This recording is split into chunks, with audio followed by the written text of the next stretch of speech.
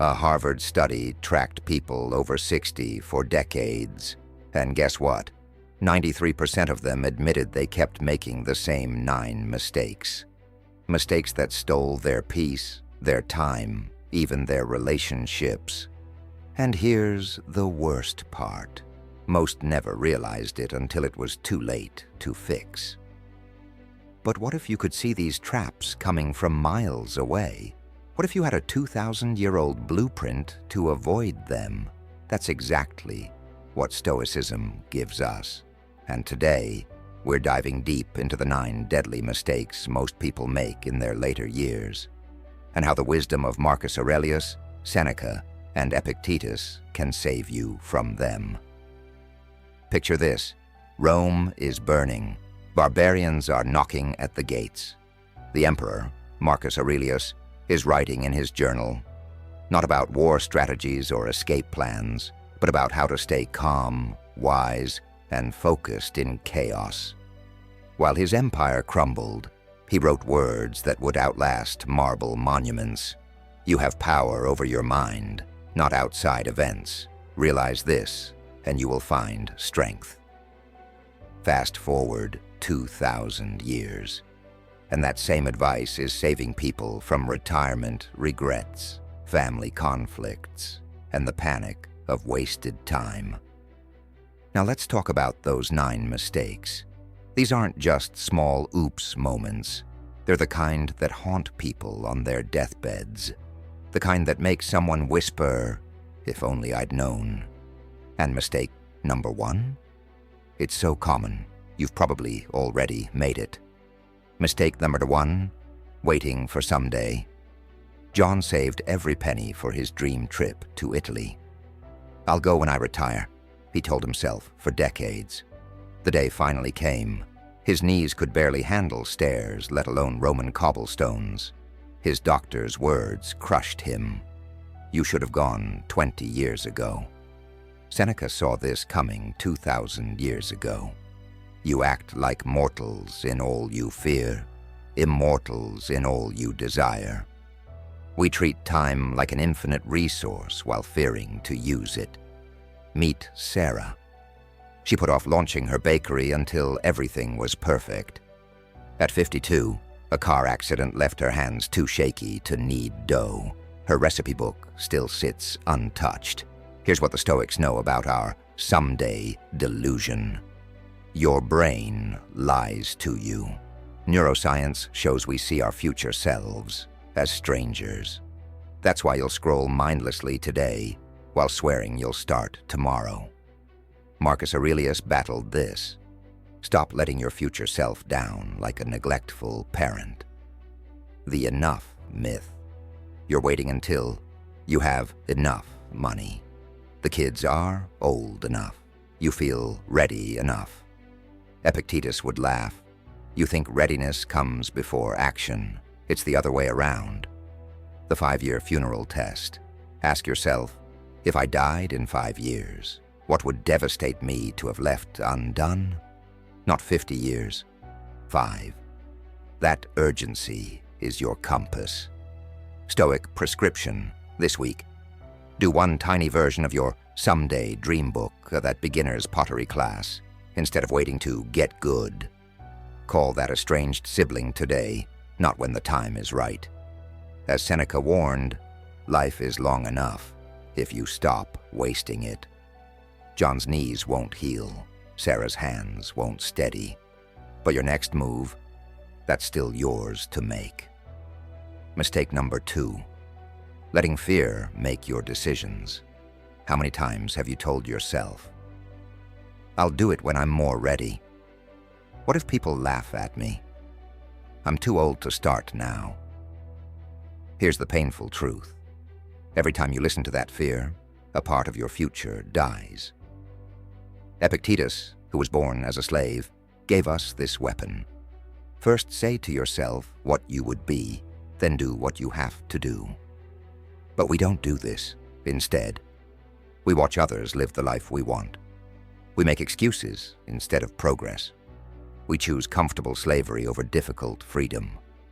The fear trick. Fear doesn't attack. It negotiates. It says, just wait one more year. Until years become decades. Play it safe while your soul gets smaller. You're not good enough. And you believe the lie. I met Sarah at 62. She dreamed of opening a cafe. For 20 years, she researched. Then arthritis made standing difficult. Her only regret? Not starting sooner. Marcus Aurelius warned, you could leave life right now. Let that determine what you do and say. The Stoic solution: name your fear. Write down exactly what scares you. Do the thing badly. Imperfect action beats perfect planning. Use death as motivation. Ask, if I died tomorrow, would I regret this? The clock is ticking right now as you watch this. Every second you hesitate, fear wins. So tell me, what's one thing you'll do this week, despite the fear? Comment below. Just type, do it now. Let's create an army of courage together. Mistake number 3, chasing approval instead of inner peace. Let me ask you something painful. How many life decisions did you make because you wanted your parents to finally say, I'm proud? Your ex to regret leaving you? The neighbors to be jealous of your car, house, vacation? Here's what Seneca knew 2,000 years ago that most people never learn. The crowd is just a crowd. It cannot give you what you seek. The approval trap. We trade our authenticity for likes, peace for prestige, truth for trends. I watched my uncle work 60-hour weeks to show them all.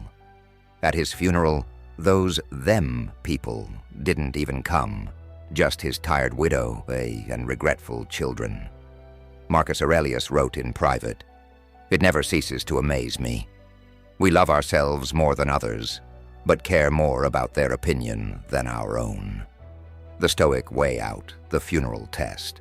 Ask, at my funeral, what will the people who really matter remember about me? The mirror rule. Every night, can you look yourself in the eye and say, I lived true today? The 10-year filter. Will this thing I'm stressing over matter in 10 years? The bitter irony, the more you chase approval, the less respect you have for yourself. And when you don't respect you, no amount of external validation fills that hole. So here's your rebellion today. Do one thing just because it aligns with your values, not because it'll impress someone. Then comment below, my terms. Let's start an epidemic of self-respect. Mistake number 4, wasting time on things that don't matter. Right now, as you watch this, you're being bombarded with notifications that don't serve you. Your brain is craving meaningless distractions. Your most precious resource is leaking away. Seneca put it brutally, you're living like you're immortal while behaving like you'll die tomorrow. The modern time traps.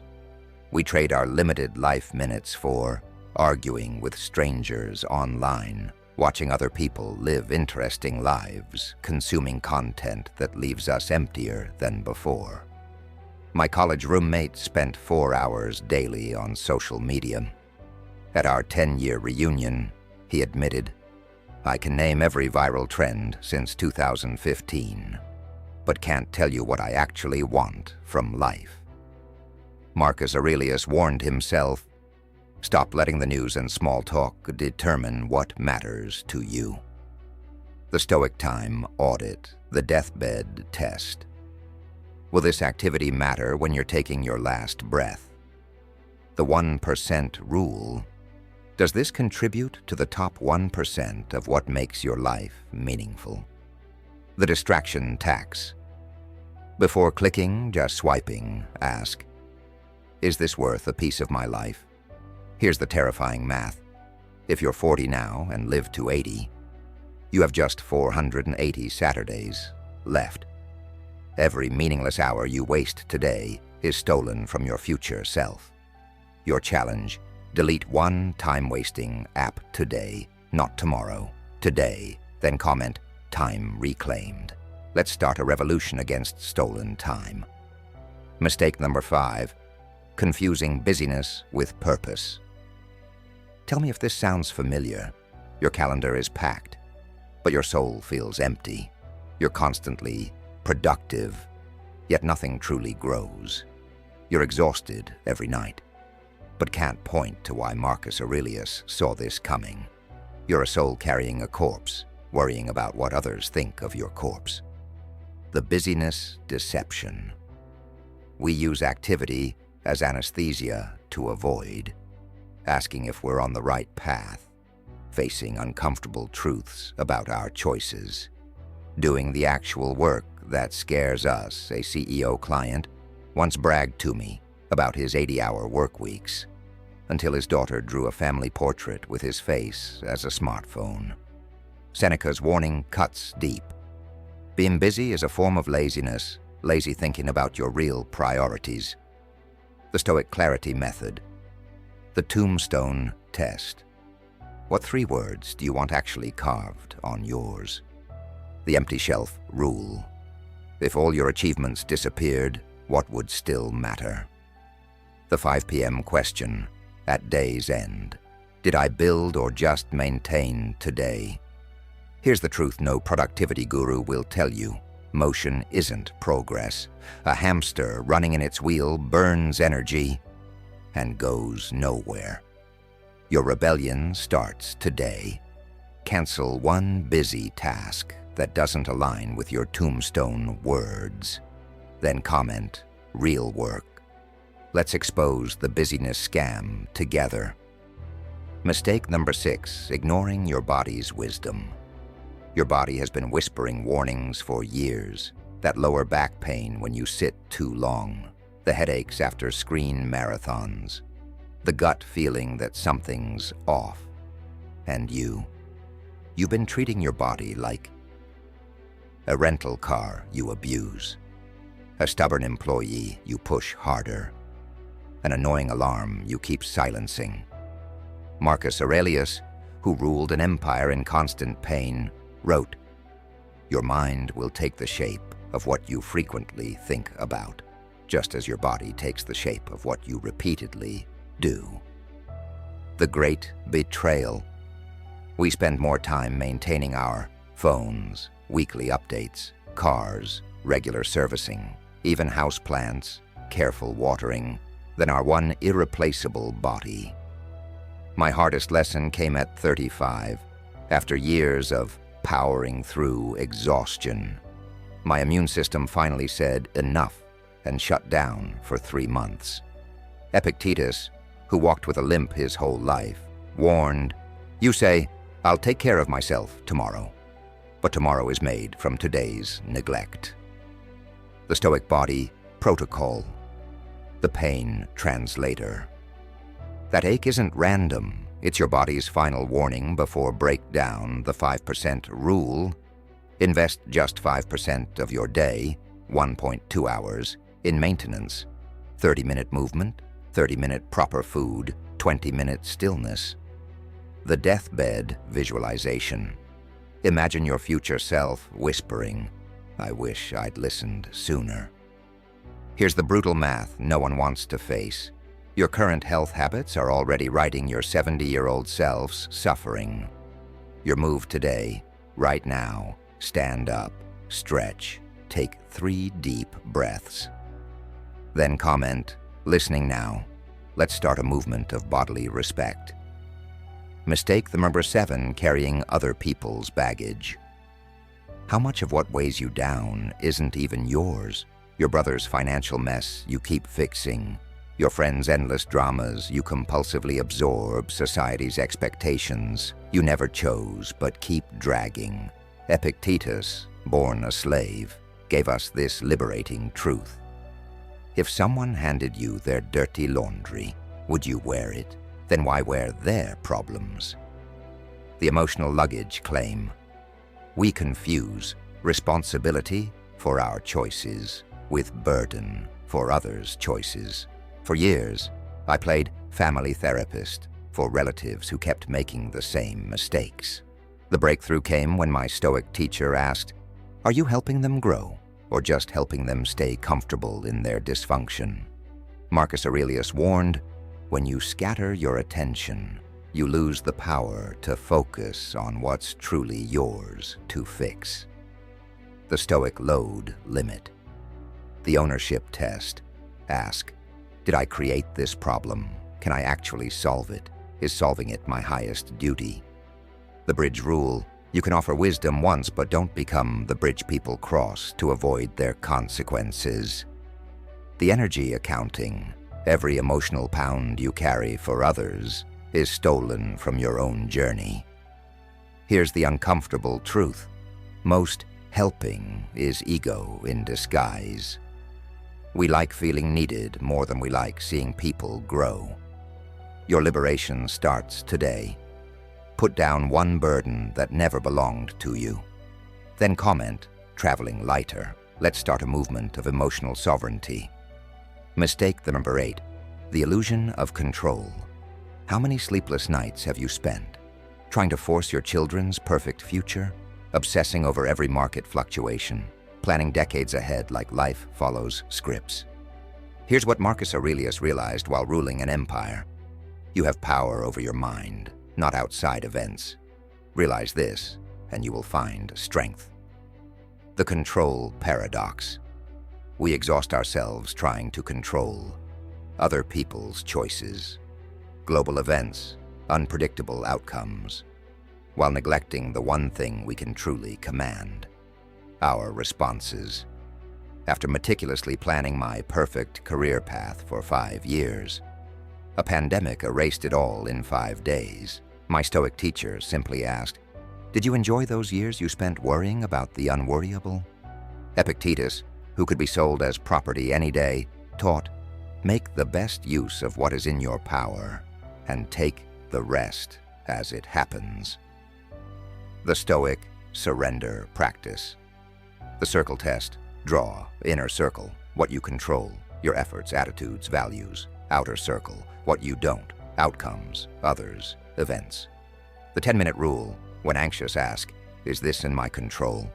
If yes, act. If no, surrender in 10 minutes, max. The ship captain. Mindset. You can steer well, but never control the sea. The secret freedom. Life becomes lighter when you stop pretending you're the playwright and embrace your true role as an actor, doing your best with each scene. Your liberation today. Cross one thing off your worry list because it was never yours to control. Comment, free to focus. Let's celebrate the power of letting go together. Mistake number 9, forgetting you're already rich right now. As you watch this, your lungs just drew breath without being told. Your heart pumped 100,000 times today without a reminder. Your eyes turned light into meaning like it's nothing. Marcus Aurelius, Emperor of Rome, would remind himself. When you arise in the morning, think of what a precious privilege it is to be alive, to breathe, to think, to enjoy, to love. The poverty delusion. We fixate on what's missing, what's imperfect, what others have while taking for granted. The miracle of consciousness, the luxury of clean water, the wealth of a quiet moment. Share an epiphany. During my darkest financial struggle, a homeless man taught me real wealth. He pointed to sunset and said, "They don't charge for this yet." Seneca nailed it. It is not the man who has too little, but the man who craves more that is poor. The Stoic abundance practice. The daily inventory. Each night name one function of your body that worked perfectly, one ordinary pleasure you enjoyed, one problem you didn't have today. The reverse calculation. Instead of, I can't afford X, try, I'm wealthy enough to need G. Example, I'm rich enough to need a gym membership to avoid excess food. The mortality mirror. Ask, what would dying me pay to experience this ordinary moment? Voice drops to grateful whisper. Here's the life-changing math. The billionaire and the beggar share equal access to moonlight laughter, the scent after rain. Your wealth activation today, pause right now and name 3 functioning body parts you've ignored all day. Comment, already rich. Let's start a revolution of noticing. So, which one hit you the hardest? Was it the gut punch of realizing you've been waiting for someday? Or the slow ache of friendships you let fade because you'll reconnect later? Here's the good news. Stoicism doesn't judge, it equips.